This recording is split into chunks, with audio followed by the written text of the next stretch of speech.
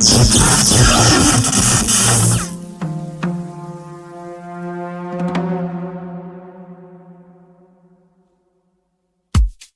yeah, listen. One roof, one vibe. Yeah. Love drum rhythm.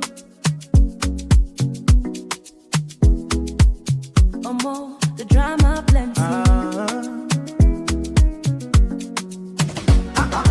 Housemates, we fight, we quarrel, we are happy. We are happy.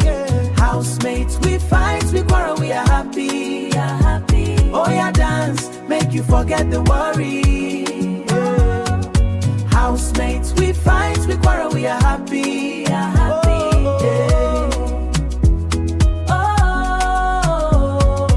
Different lives under one ceiling. Too much energy, too much feeling. Somebody cook, another person chop. The laughter inside the ever stop. Rí epo wo gbogbo ẹ̀ dáadáa o. Gbogbo inú kísìnì o àti ilé ìwẹ̀. Kó o sì wẹ̀ ǹkùlé náà ńgbọ̀ bá ṣe tán. Gbogbo ẹ̀ ní ìfihàn. Mo lè fọwọ́ rẹ̀ sọ̀yà fún ọ. Ilé dáadáa ni. Ó sì lálùbáríkà. Kì í ṣe ilé àwọn olóògùn owó. Tẹ́ ẹ máa sùn lóru. Tọ́mọ tuntun ọmọ sunkún wáyàn. Kò sí ń tọ́jọ́ báwọn. Mo bọ̀ sà, mo fẹ́ check àwọn tọ́lẹ̀tì ẹlẹ́yọ kọ̀ọ̀kan ni. Wow. Bó o ní, so ti rí. Gbogbo ẹ̀ wọ́n ti gbá, wọ́n sì ti nù. Ọ̀kàrẹ̀. Ṣé o ti rí gbogbo ẹ̀? O ti wo gbogbo tó yẹ kó wò pátápátá? Yín mọ̀ lọ sí ẹ̀kùlé náà. Àwọn tọ́lẹ̀tì yẹn clean gan. Ibi mo sọ fún ọ, kò sí ìyọnu kankan. Ilé dáadáa ni. But bàbá, ilé yìí tóbi. Ó tóbi gan jù fẹ́yàn kan. Sitting room méjì ló wà ńbẹ̀. Àyìn òótọ́ ni. Sórí ẹni ó ní ilé, òun ní ń gbé àyìn tẹ́lẹ̀. Àtòun àtẹ́bí rẹ̀. Àmọ́ ńgbà tí ooru Nàìjíríà tó wá mú wọn, tí ń gbóná lálaalá mọ́ wọn, wọ́n wá wò pé tọ̀, káwọn kúkú máa gbàlú èbó lọ. Okay. Àmọ́ bàbá, mi ò ní parọ́ fún yín. Mo like ilé yìí gan.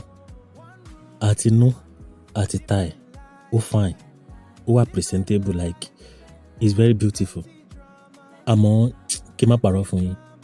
Owó ilé yẹn ti pọ̀jù fèmí nìkan láti máa san. Èmi kàn rò pé bóyá bí room and parlour self-contained tí ò ní ju bóyá bí 450, 500. Tèmi àti ìyàwó mi ta kan jọ máa wà ńbẹ̀. Ṣé mọ̀? But bí mo tún ṣe wá débí, kò wù mí kí n lọ mọ́. Ilé yìí fine gan. In fact, mo like ẹ̀. Ó wù mí gan kí n sanwó ẹ̀ but owó yẹn pọ̀ fún mi. Wọ́n dénú. Àmọ́ sìn, èló ń 1 mílíọ̀nù. Bàbá, 1 mílíọ̀nù pọ̀ o. Èmi ò ń ṣọmọ yahoo. Àyìn. Èyí ni pé bó ti wà wájú mi, èyí sọmọ yahoo. Rárá sà, mi kì í ṣọmọ yahoo. Ọ̀dà. Ẹ̀yin kí ló wá fi á ṣe? Torí kì í ṣèwọ nìkan ló fẹ́ gbalé yìí o. Ó ti ní ọmọkùnrin kan tó ti pè mí tẹ́lẹ̀. Kódà, ó yẹ kó ti dé àyìn kí n mú wá wọlé yìí. Àmọ́ mo dúró dè, ìrìn kó pè mí. Bàbá, ṣé fẹ́ gbélé fẹ́ lómi ni? Bí ọ̀rọ̀ ilé ti rí nù, ẹni ó bá kówó ilé wá, ńlá fún kọ́kọ́rọ́ ilé. Bó bá jẹ́wọ́ lọ kọ́kọ́ kówó wá, ó gbà kọ́kọ́rọ́. Bó sì jóò náà ló kọ́kọ́ kówó wá, á fún kọ́kọ́rọ́. Bàbá kò lè tó yẹn. Ẹ wò, ẹ jọ̀ọ́ bàbá, ẹ má ti gbélé fẹ́ lómi. Mo máa mọ nǹkan tí màá ṣe. Ó wá ga báyìí o.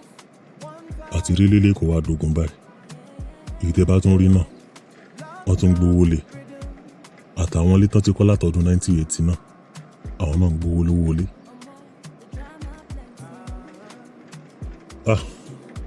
Ọmọ, I don't work out today.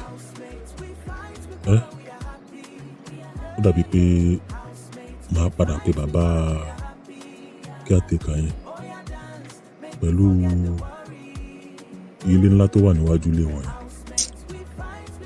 Ó dà pé máa padà pé bàbá yẹn. Mo like ilé yẹn fine.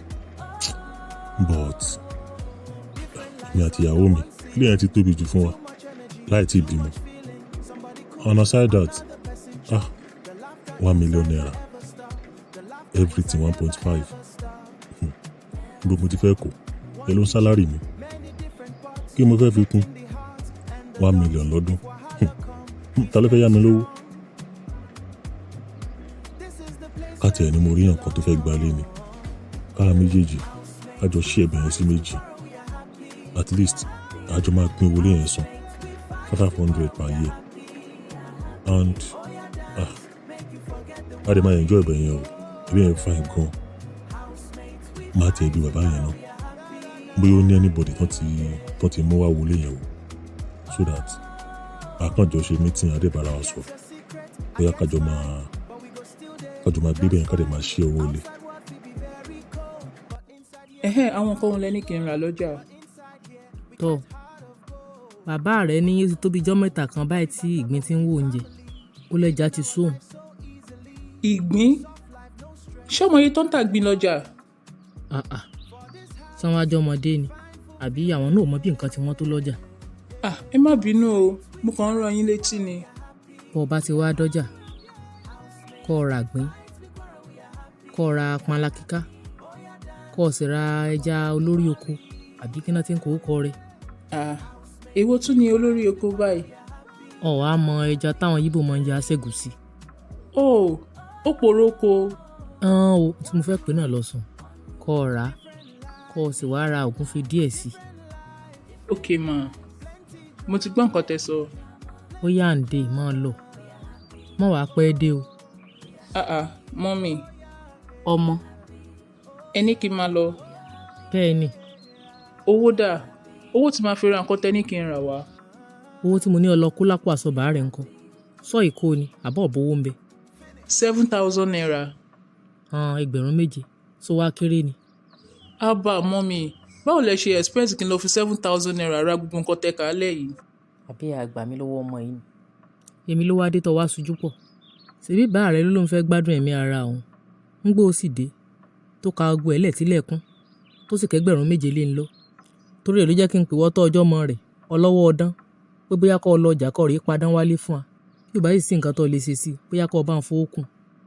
Kí n fowó kún bíi ti báwo? Ẹ wò èmi olówó kankan lọ́wọ́ o.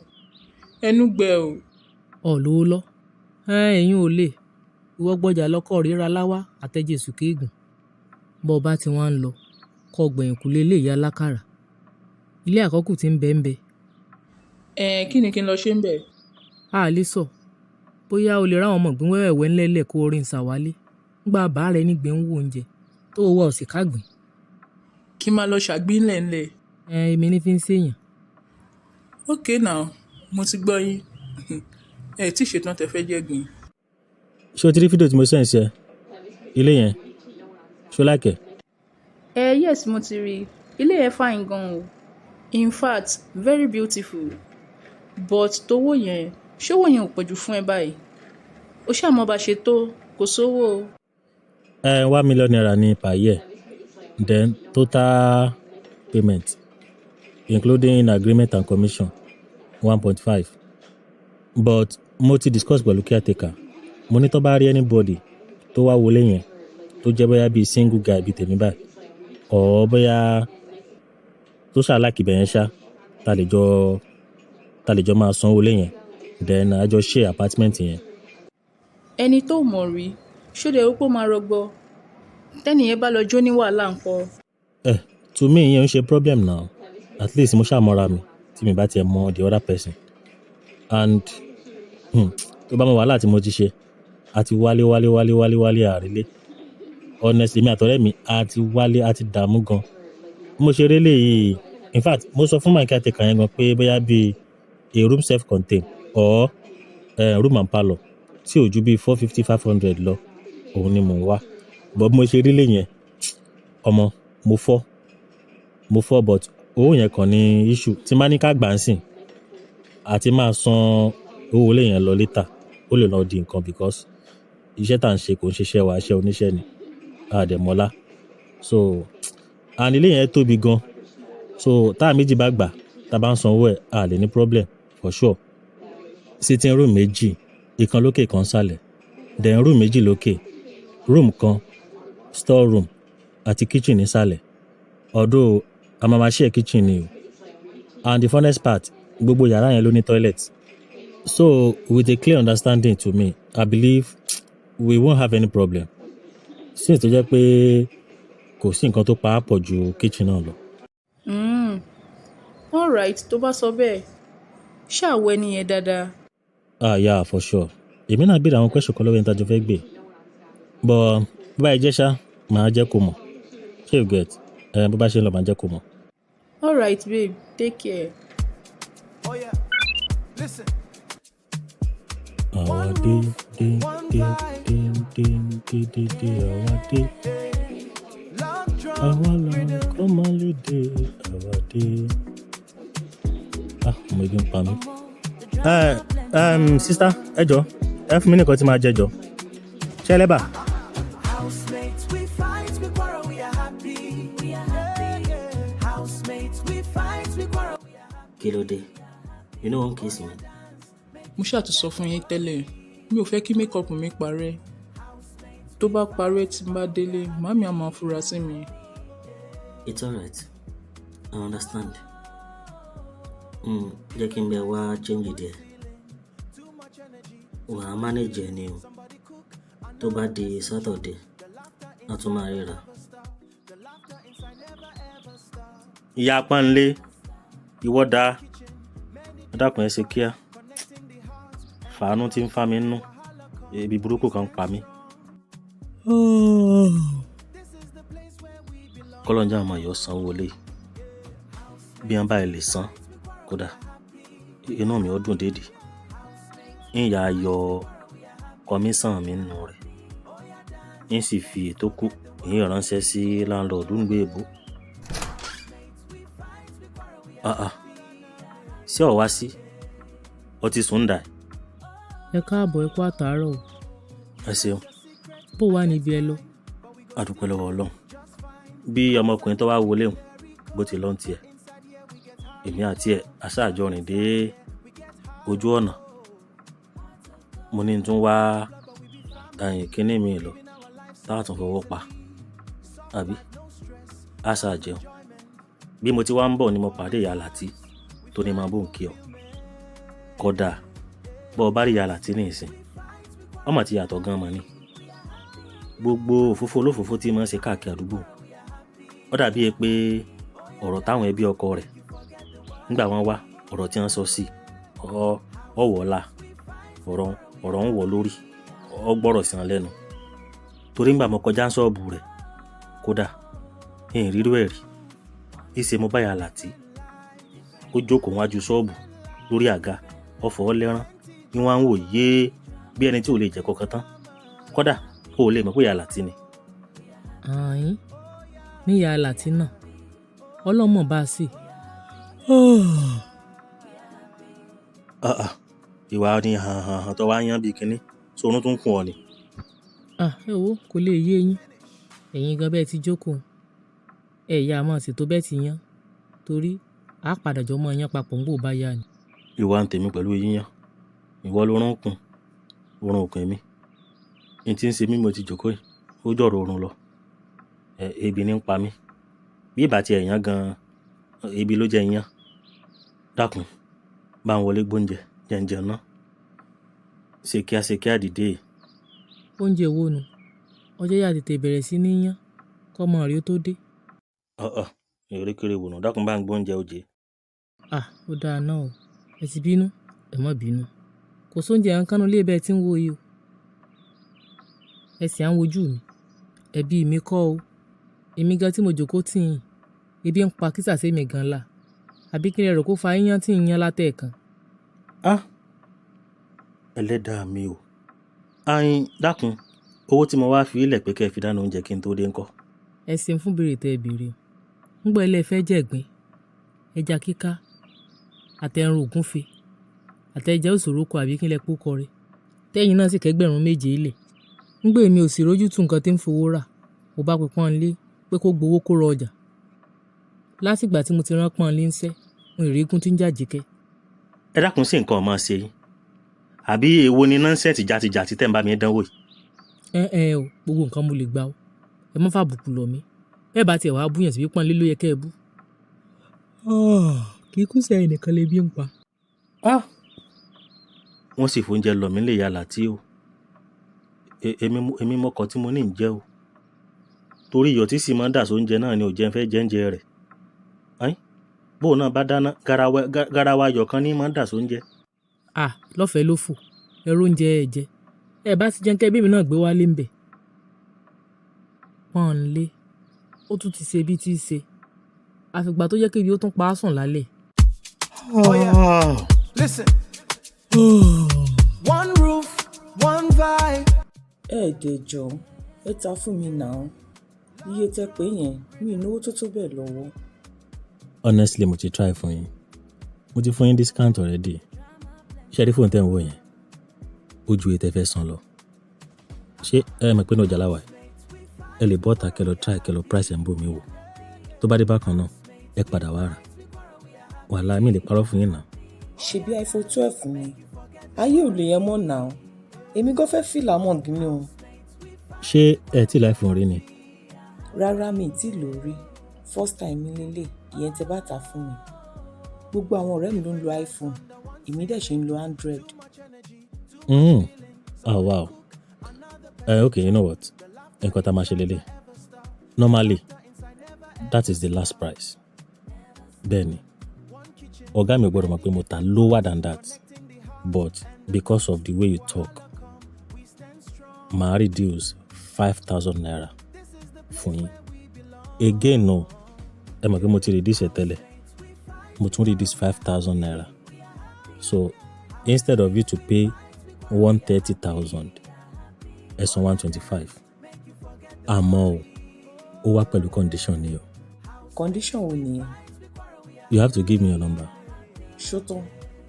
Yeah, that is all I need if you don't mind. Is it alright? Kò sí problem. Mo lè fún yín. Wow, thank you so much. Oh yeah, you can call the number. ṣé ẹ ní pọ̀nmọ́ èyí tó mu ta ni o. ó wà ẹja wà ẹran dẹ̀ wà. irú ẹran wo lẹ ní ògúnfe àbí ẹran màálù. méjì náà la ní. ọ̀dà bá a mú àmàlà 4 àmàlà dúdú ni o bá a ń fi pọ̀nmọ́ 2 sí ẹran ògúnfe o lè fi 2 sí kó wá bá ń wá ẹja tó bá dà ibi ìrù ni o bá ń fẹyọ̀ kan sí àwọn Yorùbá ní ntẹ́yẹ bá jẹ ìrẹ̀yẹ gbé fò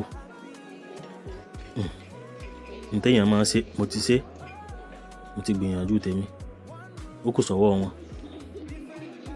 àfọ̀n lówó wọn lè dáná lẹ̀ dákun ṣe kíá o n lè jẹ́ kẹ́nìkan wá gbẹ̀mí mi láì ṣàfisì olúwa rẹ̀ sí àwa yányányán látàlẹ́ àná dilẹ̀ mọ́ ńgbàlẹ̀ sì ti mọ́ ní ìsìn tí mo ti gbowó lọ́wọ́ rẹ̀ ẹyin kò sí wàhálà wọn kẹ́kọ̀ọ́ ìbáwọn lẹbi ọ̀pá Mansura bá a ti kọ́ṣẹ́ là kọ́ yàrá ṣe kíá ebi ń pa mí. dákun kí n tèmi ń bẹ ńgbà mo ń rán ọlọ́jà látàárọ̀ kọ́ rí rántá sì wálé ibo lọ gbà lọ. ṣebí mo ṣáà ti bẹ̀yìn àti dádì látànà mo ṣáà ti sọ fún yín project call ni mo ní mo ń lọ sọ́jà òun nìrètí pè mí ń pòun bá mi ríṣẹ́ kan mo dẹ̀ sáré lọ síbẹ̀ lọ ṣe interview. ìwọ iṣẹ́ ìwọ tó lè parọ́ kó kú sí fòdìde nígbà tí bàá rẹ ní ọkọ̀wọ́ wá tíwọ náà kówó kalẹ̀ kírétọ̀ ṣàlàyé gbogbo ẹ̀ fún ọ. ṣebí mo rò pé ti bá mi sọ fún dádì ni. èmi jẹ́ gẹ́gẹ́ bí ògbì ìfọ̀ rẹ. gbogbo nǹkan tẹ ṣáà ní kí n rà mo ṣáà ti rà á. ilẹ̀ mọ́ láàárọ̀ yìí sìn dádì tún gbowó yẹn lọ́wọ́ mi again. ńgbà tó ọtí ẹ̀ mọ́ tẹ́bí fojú bàá rẹ̀ rí lálẹ́ àná gbogbo àbẹ́sítọ̀nù lé pátá ló kàkílẹ̀ tó mọ́ ńgbà tá a ránṣẹ́ látàárọ̀ tó wá lọ nà án rí bí ẹ̀mí ìyá aláró èyí oúnjẹ tó yẹ kó ọjà jẹ lásìkò ọjà aróúnjẹ jẹ ìwọ onírìnkùnrin ọmọ yìí. tí ẹ̀ dúró ná èló lowó sì bá rẹ̀ gbà lọ́wọ́ rẹ̀. gbogbo 7,000 naira ló gbà lọ́wọ́ mi lẹ́yìn tí mo ti ra nǹkan tẹ́ni kí n rà tán. 7,000 Ṣèbí mo bí ọ́ lánàá pé sọ lówó lọ́tọ̀ ní kò sówó nǹkan lọ́wọ́ rẹ kó tó di pé mo ránṣẹ́. Àbí wọ́n tún fún yín lówó níbi tẹ́ ẹ wáṣẹ́ lọ ni? Àbí wọ́n ti sanwó sẹ́tẹ̀ tí ìbẹ̀rẹ̀ fún yín? Ẹ wo mọ́mí ẹ gbójú ń bẹ̀ fine girl ni mí o. Mansura dákun ṣé mo lè rí ọ fún ìṣẹ́jú kan mo fẹ́ bọ́ sọ̀rọ̀ ni. Bá a pọ́nlé ẹ sọ̀kọ́ tẹ́ bá fẹ́ sọ ẹ ṣàrí kí mo wà tẹ́ ẹ̀ sáwọn kọ́sítọ́mà lówó. Mo fẹ́ bi ọ́ pé ṣó lè fún mi nọ́mbà rẹ kí n gba nọ́mbà rẹ lọ. Kí n fún yín nọ́mbà mi ẹ jọ nítorí kí nìyẹn o. Mansura ojú rẹ ti ń le ọ̀rọ̀ tí mo fẹ́ bọ́ sọ kò lè tó bá wọn. Tí mo kàn fẹ́ sọ fún ọ ni pé ṣé ọjọ́ tí àwọn ìyàwó àtọmọ mi bí wọ́n bá kọ̀ tí wọn ò dáná oúnjẹ ńlé ṣé mo lè máa wá bí kí n wá máa jẹun. Kò yé mi o ẹ jọ ṣé kẹ́ tó máa bọ̀ yín báyìí láti wá jẹun ẹ jọ ṣé ẹ tọrọ àyè lọ́wọ́ mi. Kí mo tiẹ̀ ń wí dákun má bínú ní tí mo fẹ́ sọ kàn mo gbàgbé ní tí mo fẹ́ sọ ni ní tí mo fẹ́ sọ tẹ́lẹ̀ gangan ni pé ṣé mo lè máa pè ọ́ lórí aago kọ́ ọmọ bá gbóúnjẹ wálé ọjọ́ tí ìyàwó mi àtọmọ mi ò bá sí ńlé débi tí wọ́n bá ń dáná oúnjẹ ní tí mo fẹ́ sọ nù. Ẹ wo bá pọ́nlé mi ìráyè bó kátìkàtì tẹ̀ ń bá mi ṣe láàárọ̀ yìí àárọ̀ lọ́jà. O lè fún mi nọ́mbà rẹ. Bá pọ́nlé máa change ẹ̀ fún yín o why tẹ́ ṣe ń disturb me now ẹ̀ dẹ̀ wá máa lọ ẹ sáà ti ju oúnjẹ tẹ́ wá jẹ mí ìbàyẹ̀ tán ẹ máa lọ now. Má bínú o yẹn tún máa rí ọ ọ dàbọ̀ ajé ọ̀wá o. ọ̀pọ̀ àyà òṣì.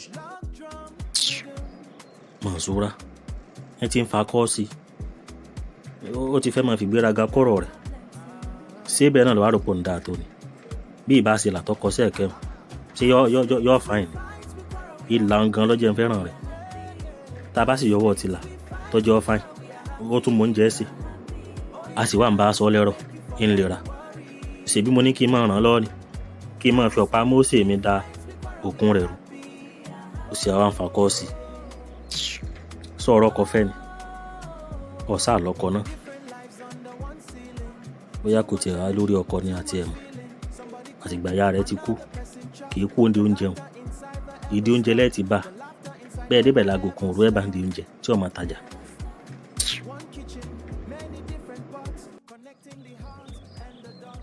Gbogbo àwọn ẹ́jẹ̀ǹtì Èkó yìí wọ́n lè rọrùn wọ̀ ẹ fẹ́ gbalé agreement and commission àti damages tán máa ń gbà wọ́n á gbowó lé ìyẹn ò tún tó wọn á tún mọ̀ wọ́n á tún fi kún owó lé láńlọ́ọ̀dù mi gan mọ̀ pé wọ́n fi lé òun rẹ́ǹtì tó yẹn.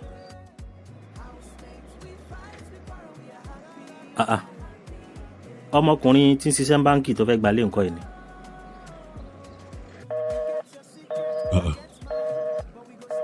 wáyà tí nọ́mbà bàbá caretaker yóò lọ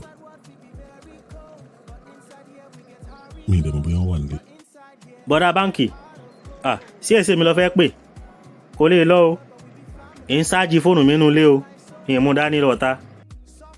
Thank God nọ́mbà yín náà mò ń pè sá in fact mo ti ń try tipẹ́.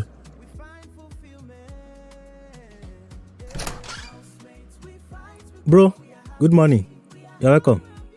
Yeah, good morning, bro. Abeg, you get Samsung Galaxy? Yeah, which one? We have S24 and S26. Èló ni S26? 1.2 only. Ṣé kò rí fóònù mi nínú yàrá ni? Èèyàn dúró dè mí ń tà. Ẹ ti farabalẹ̀ ń bọ̀ ń sùn lọ́kẹ́ tó pé ni. Ò wá sí bá ń pe kọ́dà ń lóhùn ṣèbí kọ́kàn yọ fóònù nù náà ni àbí èwo wá ní kinní. Kí ni ìwọ náà múnú lílá tààrọ̀ bàárẹ̀ ní ti ń pa ewu ń ta. Mọ́mí ṣe mọ password tuntun tí dádì lò. Kí lo fẹ́ fi pásíwọ́ọ̀dù wọn sí. Pọ́nlé. Sáà. Ọjẹ́ pọ́n àrẹ lé bí okọ̀ rẹ̀ kọ̀ rẹ̀ gbé fóònù bàárẹ̀ lé lọ.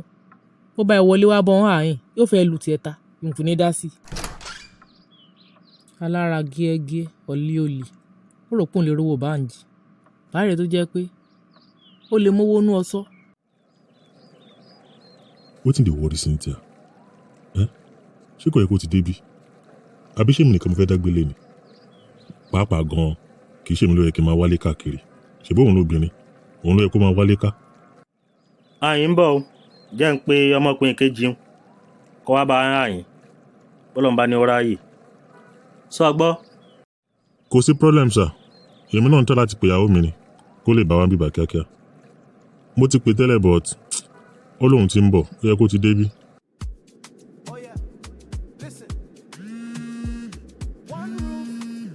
Hello. Cynthia where you dey now? Ṣé kò yẹ kó ti débí ni since wey I don call you. I dey road, I don dey come. Mo ti sọ fún ẹ, kò síyàn tí mo fẹ́ fọjà mi sílẹ̀ fún. Àmọ́ mo ti ń bọ̀. Bàbá, mi ò lè fi ṣọ́ọ̀bù lẹ̀ báyìí o. Colleague mi ò tí ì dé, èmi nìkan mo wà around, so mi ò lè fi lẹ̀ báyìí. But tó bá dìrọ̀lẹ́ bóyá bíi 5:30, mo lè wá yọjú sí yín tí ẹni yẹn bá máa wà available. àyìn tọ̀ kò sí wàhálà àyìn gbogbo tá a bá sọ náà èmi àti ẹnì kejì ń mọ̀ bùn ọ gbọ́. àmọ́ bọ́ bá ń bọ̀ wọ́n gbàgbé o ń gba káàdì mi lọ́rẹ́ ń gba owó káàdì mi lọ́rẹ́ o. Ẹ má worry sir, kò sí problem. Yeah, hello, welcome. Good morning ma. Bàbá, ẹ jọ̀ọ́ máa pè yín padà later sir. Ẹ jẹ́ kí n attend sí customer. àyìn ọmọ tí ó ṣẹlẹ̀ ṣé bọ́ bá ráyè só lè padà wá ń rọ̀lẹ́. ó ní òun nìkan lòún wà ní ṣọ́ọ̀bù ìkejì òun ò tí ì dé òun ò sì lè fi ṣọ́ọ̀bù lẹ̀ ní ìsìn. bíi táìmù ọ̀sán. àyìn ó ní bí aago 5 àbọ̀. màá try but tí mi bá lè make ẹ màá mọ bí mo ṣe máa báyàwó mi sọ̀rọ̀ màá convince ẹ ó máa wá. ẹ mọ̀ pé báńkì lèmi ti ń ṣiṣẹ́ and ó ní rìpọ́ọ̀tù kan tó wà very very important tí mo fẹ́ present lọ́la ìyẹn láàárọ̀ ọ̀la so mo fẹ́ lọ máa ṣiṣẹ́ lórí ẹ̀ against tomorrow Monday. ṣèbó oníyàwó rẹ ti ń bọ̀. bẹ́ẹ̀ ni mo ti pè ó lóun ti wà lọ́nà òun náà ló dé yẹn. Abeg be fast, èèyàn kan dúró dè mí. 100 ní change mi. Wow, this house dey fine o. In fact, mo like ilé yìí gan ni. ṣé mo sọ fún ẹ but I don't know if the other guy don marry or not. torí mo yẹ wàá ìwọ náà mọ̀ mi ò lẹ́mi wàhálà mi ò fẹ́ wàhálà obìnrin. Kí ló mì? Ṣé nǹkan tó ń sọ nípa obìnrin ní wàhálà? Má bínú mi ò sọ kankan. Are you sabi? How many room ló wà nílé? 3 bedroom ni yàrá kan àti 1 big parlour ó wà nísàlẹ̀ yàrá méjì àti another parlour ó wà lókè but ìkan nínú yàrá tó wà lókè yẹn ó tóbi ju the other one lọ but parlour tókè ó kéré sí eré tó wà nísàlẹ̀ àmì wà yàrá tó wà ní òkè ìkànnì méjèèjì òun ni master bedroom so ìyẹn tóbi ju àwọn yàrá tó kù lọ but parlour ti ìsàlẹ̀ ó tóbi ju parlour tókè lọ. So ìwo la máa mú? Which one you prefer? Anyone you take, no wahala. Storeroom lélẹ̀. Yes, I ma share storeroom àti kitchen. Yes, mo mọ̀. Kitchen yẹn dẹ̀ wá tóbi dáadáa. In fact, a lè demarcate ẹ̀ tá bá fẹ́. Rárá o, caretaker ní ká má fọwọ́ kan anything o. Anything sharing pé bóyá à ń kan anything àbí à ń demarcate anything. Ó ní ká má try. It's alright. Ẹ lè jẹ́ ká sanwó bíbá. But the question is, you sure say we no go get problem with this our housemate? Ṣé mi ní time ni? Mi tí máa ti jí tí máa ti gba bí ọjà mi lọ. Àyè náà wádà láti máa ní problem pẹ̀lú neighbor. Alright, that's fine. Abi, I don try. I don look for house tire for Lagos. I no see. Irú ilé wo ló fẹ́ rí lẹ́kọ̀ọ́ tó máa dà báyìí tó máa ní kẹ́ wá san 1 million naira. Tó bá pè ní 5 million kí mọ nǹkan tó dé because àwọn ilé tí mo ti wá tí mo ti rí gan wọn ti ẹ̀ gbà tó bá rí iye tó ń pè ilé 450 500 600,000 gan tó jẹ́ room abalo self contained àwọn old house àwọn ilé tán ti kọ́ tó yẹ pé wọ́n kàn fi sìmẹ́ǹtì gbá lẹ́gbẹ̀gbẹ́ ni ó tún wọ́n.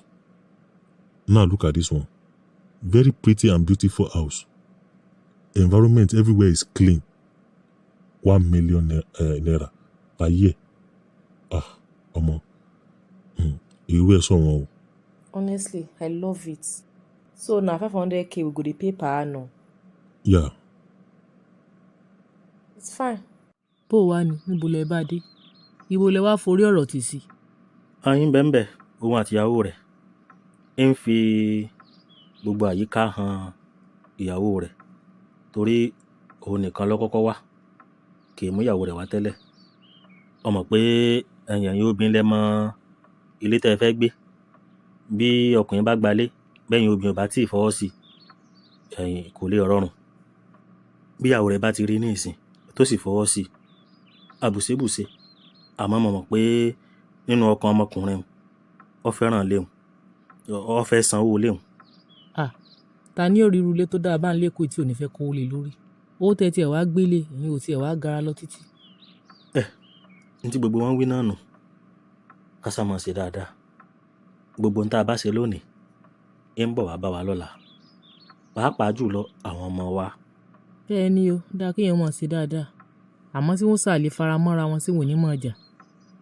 tọ́ owó wa kù sọ́wọ́ wọn bí wọn bá jọ gbé rẹ̀ pọ̀ wọ́n gbádùn ara wọn bí wọn bá sì ní àwọn ọmọ ọjà ni tọ́ èyí ò kì í mímọ́ ìkúkú fóògùn fáwọn kan wá gbalé lọ́ọ̀ mi.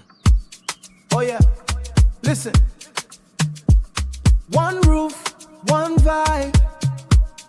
Yeah. Love. ta nìyẹn? ẹ kúrọ̀lẹ́ o ẹ jọ èmi ní Bọ̀sún mo ní meeting pẹ̀lú bàbá caretaker nírọ̀lẹ́ yìí ni. wow ẹ kúrọ̀lẹ́ o. Come in. ẹ jókòó dádì ń bọ̀ mo ti ń pe nọ́mbà wọn. all right thank you. sorry o ẹ jọ kí lórúkọ yín. Pọ́nmilé. wow Pọ́nmilé what a beautiful name. ó dàbí pé wọ́n ti súnmọ́lé o wọn ò gbé kọ́ mi. no problem at all I'm fine màá dúró dè wọ́n. all right.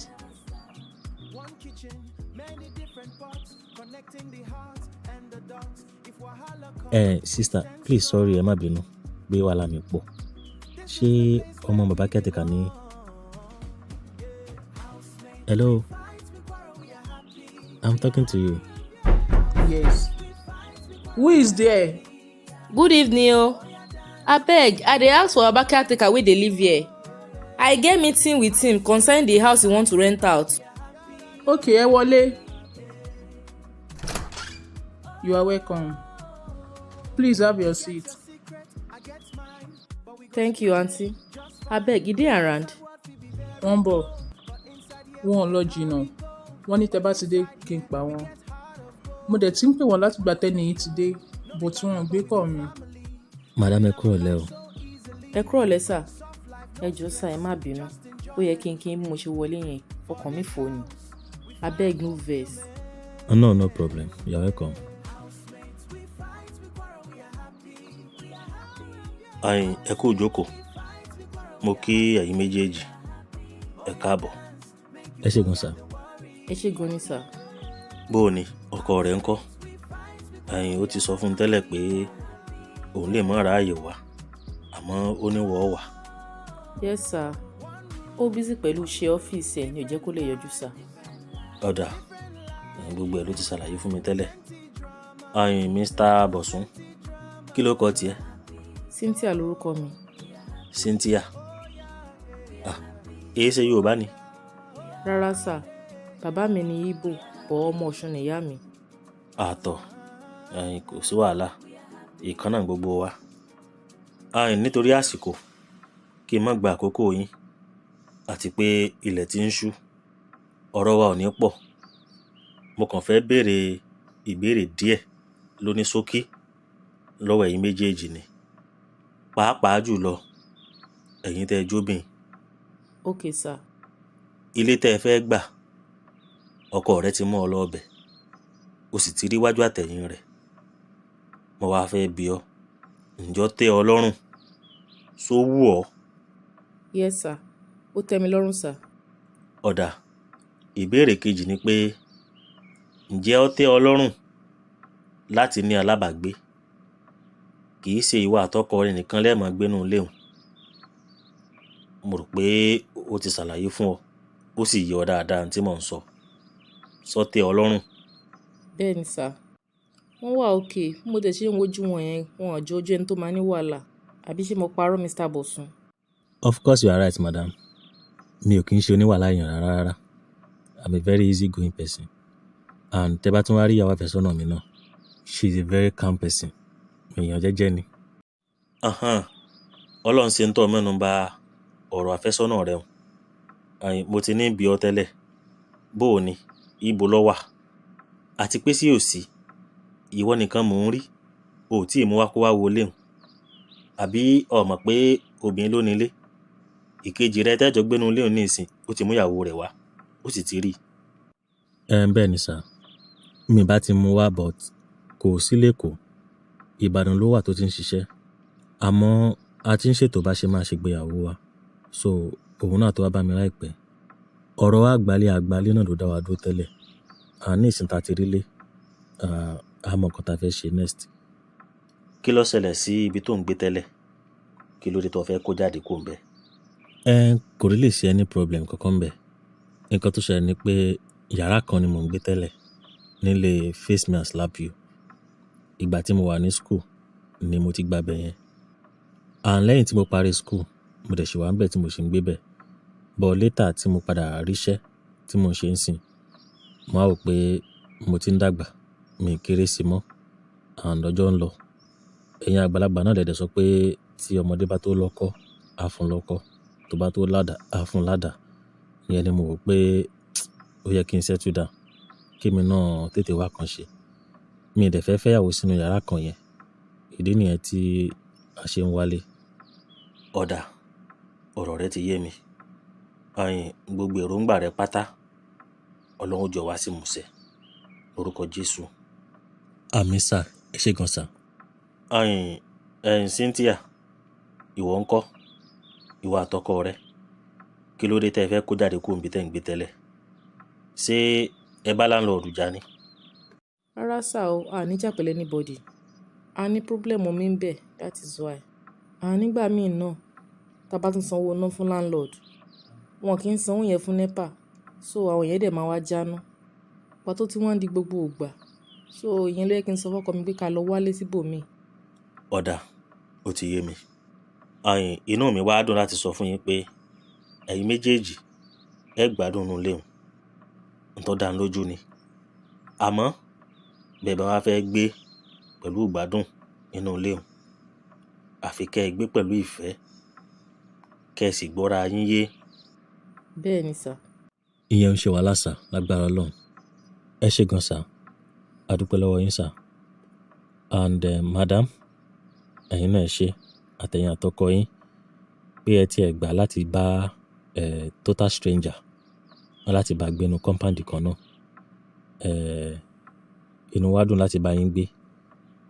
Mo dẹ̀ ti sọ síwájú pé àtèmi àti ìyàwó àfẹ́sọ́nà mi a kì í ṣe oníwàhálà. Honestly a kì í ṣe oníwàhálà. Lágbára Ọlọ́run a máa jọ bára wa gbé pẹ́pẹ́pẹ́ títí tí Ọlọ́run á fi pèsè ilé fóníkálukú wa. A dẹ̀ ní sin kọ́kọ́rọ́ oníkọ́kọ́rọ́ kú, lágbára Ọlọ́run. You are welcome. Oh yeah, listen. One roof, one vibe. Cynthia, kí ló wá ń ṣe nínú ilé látẹ̀ẹ̀kan? mo ti múra ṣọ́ọ̀bù nìyẹn o and again mo fẹ́ sáré lọ sí Katangwa kí n lọ gbá àwọn ọjà mi tó wà ń bẹ̀. Àtàná mo ti send owó sí kọ́sọ́mà tí máa rọjà lọ́wọ́ ẹ̀. So owó tí mo ní kó yá mi lọ́wọ́ ẹ̀ ńkọ́ kó fi di month end? Me I don't forget o. Èló gan ló powó yẹn? Just 20k di parí oṣù tí máa gba sálárì máa dá padà fún ẹ. Gbogbo owó tó wà lọ́wọ́ mi mo ti kó papọ̀ òun la fi san owó lé, so kò sí much lọ́wọ́ mi tí màá fi lọ sí ibi iṣẹ́ for the rest of the week. Kí la máa wá ṣe báyìí sí because mi ì ní tó yẹn lọ́wọ́ o. But mo ti bá ẹ sọ tẹ́lẹ̀ náà ó dẹ̀ ní kò sí problem. No, I know, but I don't tell you say I don't forget. Ṣé o lè manage 5k? Kò ń ṣe mí gan mo lówó yẹn, mo kàn fẹ́ yá lára ẹ̀ ní kí n fún ẹ. Wá tó ń ṣe báyìí. Mo ti gbọ́kàn sówó yẹn. Anyway, kò sí wàhálà. Alright, I dey come.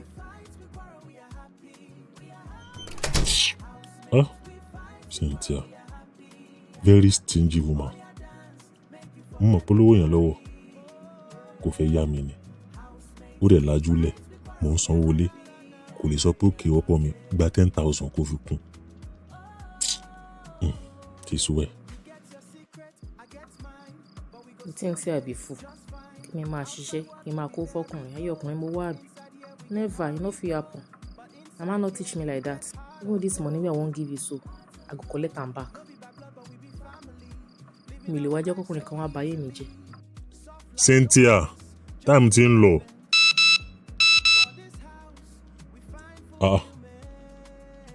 Transfer ló tún ṣe. Mo rò pé kí ló ń ṣe gẹ́ẹ̀ náà, mo rò pé máa fún mi káàṣì ni. Cynthia, why tó fún mi káàṣì náà? Transfer ló tún ṣe náà lórí 5,000, máa tún lọ fi 100 naira gbà yẹn ta. Abeg tó o bá fẹ́ bóyá kó o send ẹ̀ padà, olóbò tó tún wárun. Máà tí mo ní kó bá mi ṣe chair yẹn, mo ti send owó ẹ̀ sí. Ó dẹ̀ ti parí ẹ̀ then. Mo ní the truck tó máa bá mi kó lọ sílé yẹn. Ṣó ti kún ni? Yeah, mo ti kùn láti jẹta. Tó bá ti rí mo yẹ design bẹ̀yẹn wà láìkẹ́. Chair yẹn nìkan ló kù tí n bá ti kó sínú ẹ̀ ó ti tán. Because bẹ́ẹ̀dì tí mo lò tẹ́lẹ̀ pẹ̀lú mattress yẹn family size náà ní tẹ́lẹ̀ so kò ní kí n ra mí. Ó ṣì wà okay. A sì lè máa manage yẹn for now. Just that tó bá ti ń bọ̀ try kó wá kí náà pé bed sheet eléyìí tó bá thick tó dẹ̀ look fine tó bá ń bọ̀ kó ra bọ̀. Alright, kò sí wàhálà. Èmi náà tó join ẹ. Love you. I go love o. Kí ló ṣe ẹ́? Fọlá, I need help. Kí ló ṣẹlẹ̀? Ṣáde lọ síta ká lọ sọ̀rọ̀. Ó yá now.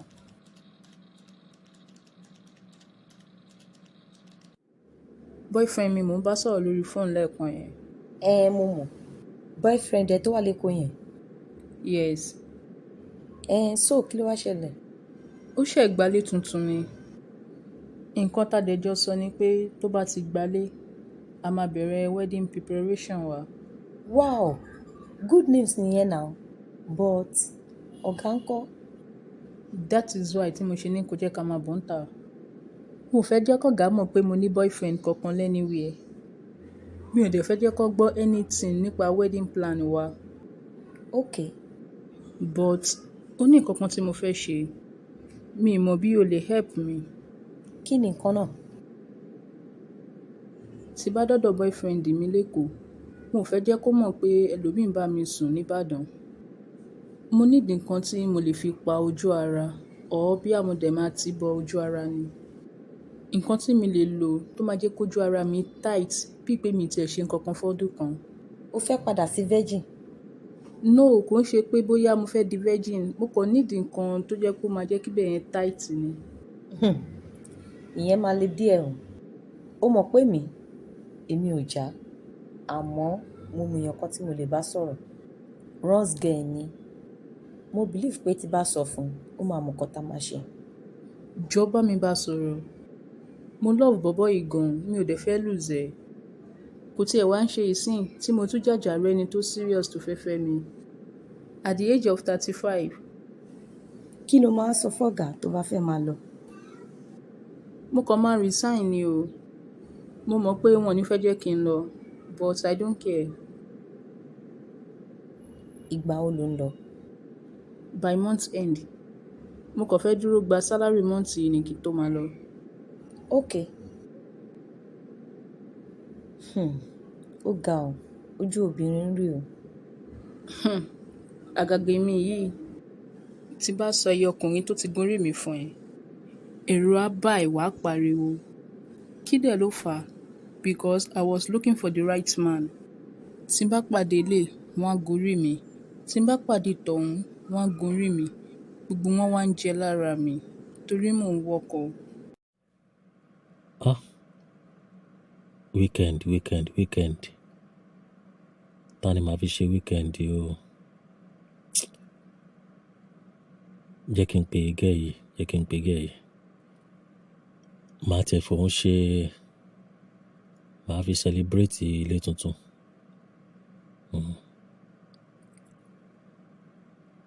Màá màá láyàn mọ́jú ní tiẹ̀ ni kí Bísọ́lá tó dé.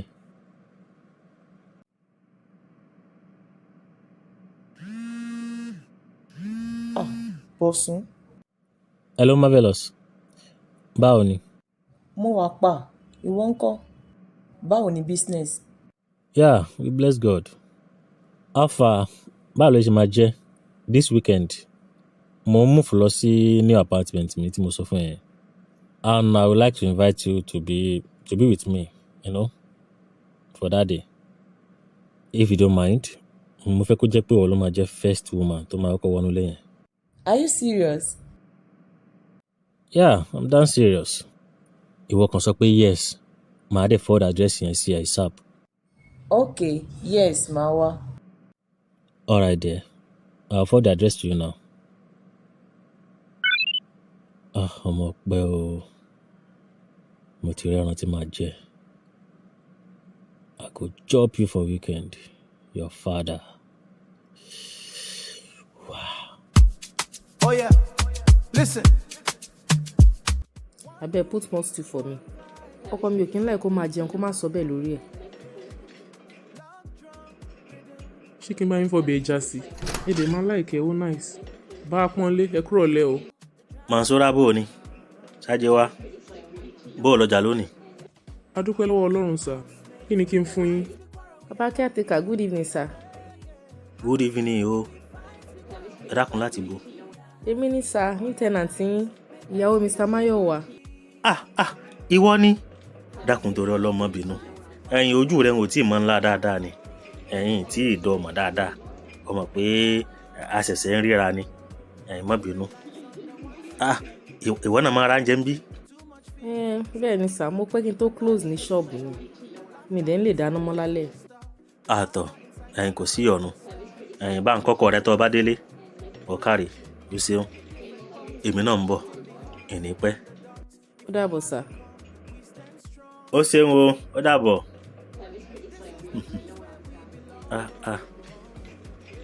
Àbẹ́ẹ̀ rí. Tẹ̀gàn ni ẹ̀.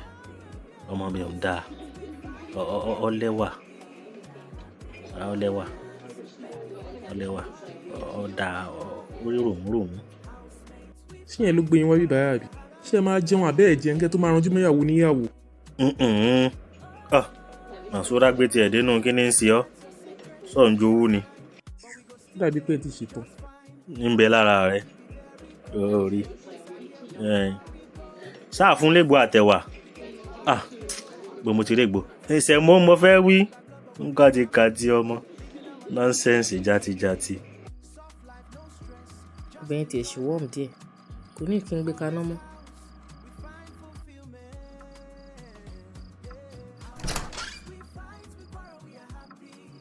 Díẹ̀. Ṣé olórí mi pé mo ti dé ni? O tiẹ̀ lè wá kí mi pé mo káàbọ̀. You're welcome. Báwo lọ́jà léni? I dey greet you now. Alpha, ṣé kí n bẹ gbóúnjẹ wá? Oúnjẹ. Bọ́ ó ṣe wọlé ni now. Báwo ló ṣe wá ṣe? Ṣé o perform magic ni? Bọ́lá tó lóúnjẹ. Rárá mi ò dáná. Mo rà ní restaurant ni. Mọ̀ pé ilẹ̀ ti ṣú already so mi lè dáná mọ́. Oh, as usual. Ó ṣàmọ́ iṣẹ́ tí mò ń ṣe náà. Ibi tá ti ń bọ̀ ká tó kó wá bí. This is what we do. Bá ṣe ń ṣe lélẹ̀. And I told you several times, I am tired. We can't continue like this. Àdèjọ sọ láàrin ara wa ká tó máa bọ̀. And now we are here. Nothing changed. It's happening already. Okay, má bínú. You are sorry. You always sorry. Okay, ìgbà yẹn kí ló fẹ́ kí n tún sọ ń sìn? Ó ṣáà ti ní kó má bínú, àbí ṣé màá ní kó má bínú ni? Thank you. I'm okay. Kó tó dé mo ti mu gàrí àti ẹ̀pà. So, kí n lọ dóúnjẹ yẹn nù àbí? I don't care. Nǹkan tó bá wù ẹ́ kó lọ fi ṣe. Oh yeah, listen. One roof, one vibe. Yeah. Love drum rhythm.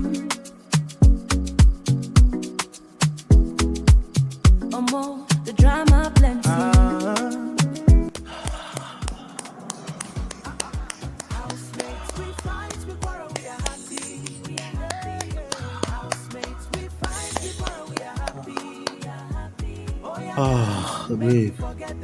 Kí ló ṣẹlẹ̀? Are you done? Ṣó ti rẹ̀ ẹ́ ni? Babe, you are marvelous, o. Just like your name. O ṣáà lọ lé ní. Ibi ló máa sùn mọ́jú náà. A sì máa ṣeré. Ọ̀lẹ òṣì. Ṣé bó dandan ni? Màá jẹ, màá mú, màá ṣe. Ṣé gbogbo akọ ẹ náà lélẹ̀? Oh, serious. Má worry. Mo ń bọ̀.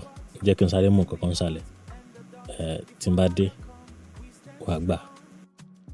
Jẹ́jẹ́ kò lè, jẹ́jẹ́ kò fi ta, kò fi ìkòláńgá, kò fi ìkàláńgá. Òde lẹ́kù, òde lẹ́kù, jẹ́jẹ́ kò lè, kò fi ìkàláńgá, ìjà fòláńgá òjì. Òde lẹ́kù, òde lẹ́kù, òde lẹ́kù. Ẹni bá gbọ́ tí mo serious sínsìn tí mò ń kọrin, a ní mò ń kọ nǹkan gidi. Wọ́n ní mọ̀ pé kókó kan mò ń kọ. Nǹkan tó ń wọnú etí mi kọ́ ló ń jáde lẹ́nu mi. Òde lẹ́kù, òde lẹ́kù. Nǹkan tí mo lè sọ nìyẹn. Mi kò ń ṣe lédè wọn. Who is there? Yeah, èmi ni neighbor yín. Bọ́sún. Oh, Mr. Bosun, please come in. Jẹ́ kí n reduce volume orin yìí. Mr. Mayor, ẹ kúrọ̀lẹ́. Yeah, my brother. Ẹ kúrọ̀lẹ́, you're welcome. Please come have your seat. Thank you so much. Ẹ wò ẹ má bínú. Ó yẹ kí n ti wá kí yín pé ẹ káàbọ̀ sínú ilé. Ìyàwó mi ti sọ fún mi látàná pé òun rí yín tẹ́ kó ẹrù wọlé. But time tí màá fi wọlé pé kí n wá kí yín, mo rí pé ẹ ní àlejò, so mi ò fẹ́ disturb yín. Mo fẹ́ kó jẹ́ pé time tẹ́ bá wà available fully, màá wá kí yín. Ẹ ṣé gan, Mr. Mayor. Actually, èmi náà ti fẹ́ wá kí yín. But torí àlejò tó wà lọ́dọ̀ mi ni ò jẹ́ kí n tí wá. Okay, no problem. But ẹ má bínú, I thought you said your fiancée, she's working in Ibadan. Yeah, you are right. She's actually working in Ibadan. Probably by month end, ó yẹ kó dé. Mr. Bosun, ẹ jọ̀ọ́, ẹ ṣe jẹ́jẹ́ o. Kẹ̀dẹ̀ máa wá wò. Mi kì í ṣeré yàn bẹ́ẹ̀ o. Honestly, mi kì í ṣeré yàn bẹ́ẹ̀. Nǹkan tó ṣẹlẹ̀ ni pé ó ṣe díẹ̀ tèmi àti ìyàwó mi ríra. Kò kí ń ráyè. Iṣẹ́ ẹ̀ gbomi gan. So, ó ti pẹ́ tó wá síkò. So, gbogbo àwọn chikala yìí, they are just helping her, just to maintain her husband to be. Wow. Anyways, I can't blame you, my brother. Gbogbo èèyàn lè dàbí tèmi báyìí. You know? Not like that, sir. Ìyàwó yín kọ́? Because láti àárọ̀ mi ti ẹ̀ gbóhùn wọn or gbúrò wọn. Kò tiẹ̀ jọ pé obìnrin wà nílé rárá. Ṣé wọ́n travel ni? Rárá, kò travel. You know, my wife is a business woman. Ó dẹ̀ jẹ́ nǹkan tó káràmásìkì iṣẹ́ ẹ̀ gan ju anything lọ. Ó ń ta aṣọ òkìrìkà, àwọn first grade yẹn. Òun ló ń tà lọ́jà. Oh, wow. I trust her. Àwọn Igbo máa ń wà very hardworking gan. Yeah, that's right. At least they are not like our own women. Tó jẹ́ pé wọ́n lè yá owó ní báǹkì àbí kán gba gbọ́múlé láńtà kán fi ra aṣọ ẹbí. Mr. Mayor, ó tọ́ lẹ sọ o. Party rider. Ó tọ́ ni now, ẹ mọ̀. Anyways, ó tọ́ lẹ sọ.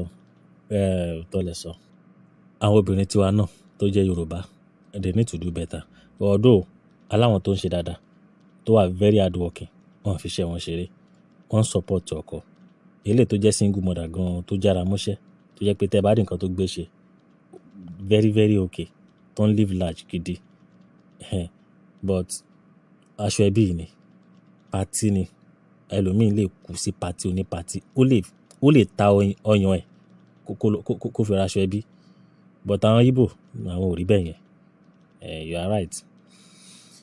Ẹ̀gbọ́n, you know what, mo fẹ́ sáré get nǹkan kan ní pharmacy nísàlẹ̀ bẹ́ẹ̀ yẹn, so bọ́kàn ní kí n yọjú sí kí n tó lọ. Thank you so much, Mr. Bosun. You are such a nice person. And inú mi dùn láti mọ̀ yín dáadáa. I really appreciate your coming, sir. Bóyá tí àlejò yín bá lọ, bóyá máa wá yọjú sí yín, èmi náà wá kí yín. No problem, sir. It's wàhálà. Oh yeah, listen. One roof, one vibe. Ẹ gbà mí. Marvelous ìyá wèrè o. Ẹ wọ ọmọ tí mo ní kí n máa yọ́ jẹ díẹ̀díẹ̀. Tèmi ti ẹ̀ ń fojú ọmọ kékeré wò. Ó yẹ kí mi gan ti fura. Bí mo ṣe gba pátánì díẹ̀ tí mo ti kinní wọlé yẹn, bí ibẹ̀ yẹn ṣe rí, ó yẹ kí n ti fura pé ọmọ eléyìí àgbà ni. Ó ti ń jẹran àgbà tipẹ́. Àwọn ọmọbìnrin ìsìn wọn ṣe fojú de rárá. 12, 13, 14, 15 years wọ́n ti ń dóko. Kí ló dé, kí ló ń kán wọn lójú? Tèmi ti ń wò pé kí n kàn ṣe bí ọwọ́ kan àbọ̀wọ́ méjì, kí n fílẹ̀ kó máa bá tiẹ̀ lọ. Abẹ́ máa gbọ́rọ̀ burúkú lẹ́nu ẹ̀yẹ. Ó tún challenge mi ní ṣá. Wàláì, ó lè mi ò lè ṣe dáadáa. Is that what you got? Mo ti dàtọwọ́ mi lẹ̀. Okay, kò sí wàhálà. Wàá bí mi gan bẹ̀. Ó challenge mi ni. Mi nígbà kó defeat mi.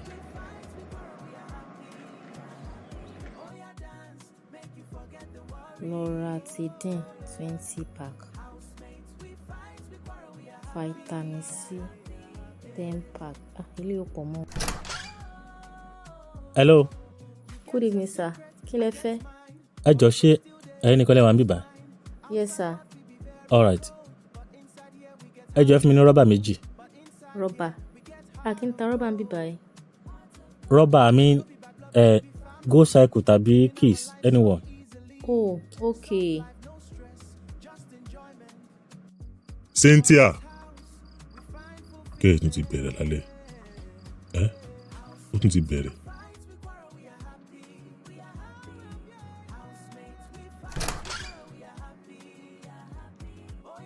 Kí ló wá ṣe ń pálọ̀ náà? Jẹ́ ká wọlé náà. Oorun kún ẹ ni. No, mi ti ready. O lè lọ sùn, màá join later. Kí n lọ sùn? Ok, mo fẹ́ bá ẹ sọ̀rọ̀. Yeah, now, wájú kò ká sùn bíbá. No, inú yàrá mo ti fẹ́ bá ẹ sọ̀rọ̀. Máyọ̀wá, mi ò ní lè ṣe anything o. O ò lè ṣe anything. Jọ̀ọ́ wá. Ó rẹ̀ mí náà, gbogbo ara ló ń ro mí. Cynthia, for the past 3 weeks, nǹkan tó ń pariwo ni pé ara ń ro ẹ́ anytime tí má ti fẹ́ fọwọ́ kan ẹ̀. Wàá máa sá kó ń yàrá, wàá máa sá wá sí pálọ̀. Àbí? Wá, ṣé ìwọ nìkan ló ń ṣiṣẹ́ ni? Àbí kí ni gbogbo nọ́nsẹ̀nsì yìí gan sef? Ṣé o fẹ́ kí n wò ta ni?